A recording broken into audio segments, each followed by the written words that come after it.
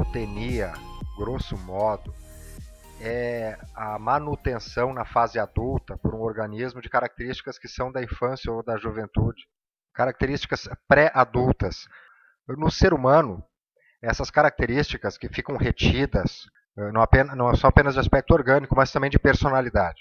Mesmo confrontado com um indivíduo biologicamente amadurecido, o ser humano, por natureza, tende a reagir diante do neotênico de uma forma diferente, mais ligada às formas de tratamento social em relação às crianças e adolescentes. O recurso de explorar a atenção alheia, aproveitando-se do instinto reativo do ser humano diante de indivíduos com características infantis, é um dos vários recursos à disposição do conjunto de técnicas que se denomina, tem uma expressão em inglês chamada Impression Management, que significa gerenciamento da imagem, da impressão que as outras pessoas vão ter. Às vezes a neotenia é uma característica espontânea mesmo, natural, né? Mas também às vezes a neotenia acaba sendo um recurso de dissimulação, onde o neotênico, dissimulando, visa atingir objetivos sociais. Uma criança, por exemplo, que faz uma malcriação, consegue amenizar ou até evitar completamente o castigo, agindo, né, como uma criança. Porém, o adulto, ele também, frequentemente, ele consegue atingir esses objetivos. Os psicopatas ganham o seu pirulito de uma forma bastante inteligente. As pessoas que exercem funções ligadas à distribuição de recompensas e punições vivenciam as dissimulações, o que não significa que esses gerenciadores estejam imunes e nem mesmo que eles consigam fazer uma distribuição das sanções justa e equitativa. Imagine, por exemplo, um vagabundo, depois de cometer crimes muito graves, faz uma reorganização de suas redes sociais, faz a barba no capricho para tirar novas fotos, ou mesmo aproveita fotos mais antigas, aparentando menos idade.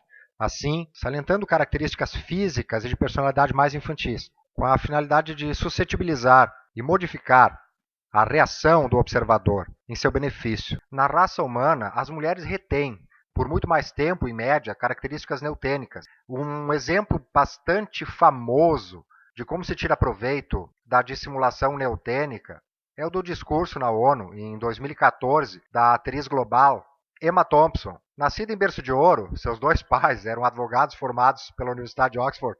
É uma pessoa talentosa, contudo, também é inegável que ser jovem e linda foi essencial para que ela conseguisse atingir uma renda de mais de 80 milhões de dólares por ano.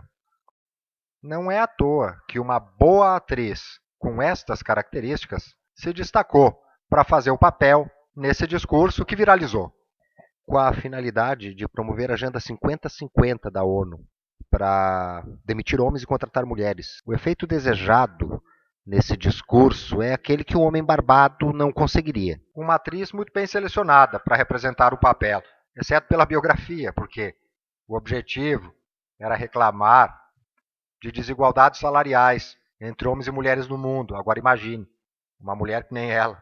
Indispensavelmente teve que recorrer à juventude e beleza, para hoje estar ganhando mais de 80 milhões de dólares por ano. Enquanto a maioria dos atores homens, que eu conheço pessoalmente, eu conheço vários, alguns à beira da aposentadoria, na soma de toda uma vida, não ganharam o que esta mulher tira em uma semana. Nesse discurso, que em 2014, na ONU, viralizou, ela defende a promoção de mulheres. Há poucos dias, ela saiu em defesa da colega que foi flagrada traindo o companheiro com um beijo de língua no diretor da peça onde ela atuava, mostrando como se faz para avançar na carreira em Hollywood enquanto a Agenda 50-50 não é implantada. Porque essas reclamações, obviamente, sempre se espelham em pessoas do sexo masculino que estão acima na faixa salarial ou de renda.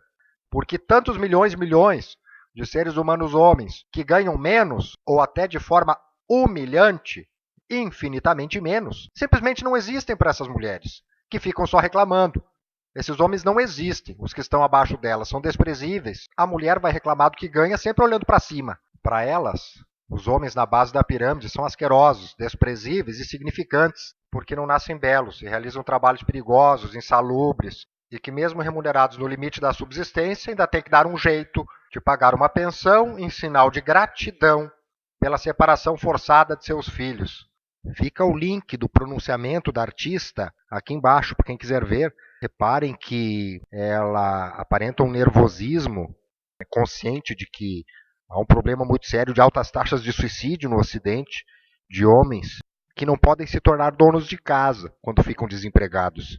Um verdadeiro festival de baboseiras, do politicamente correto, de demagogias, que não poupa nem a masculinidade do homem, que ela sugere que fiquem andrógenos. Mas é claro que ela não vai querer casar com um deles, depois da transformação. E que não apresenta proposta alguma no tocante à hipergamia. Emoção pura, sem nenhuma racionalidade. Querendo com a neotenia, apelando à emoção e os instintos mais primitivos, que disparam mecanismos de solidariedade, mexer numa questão tão complexa e fundamental como as políticas trabalhistas das civilizações, que vêm funcionando basicamente com a lei da oferta e da procura.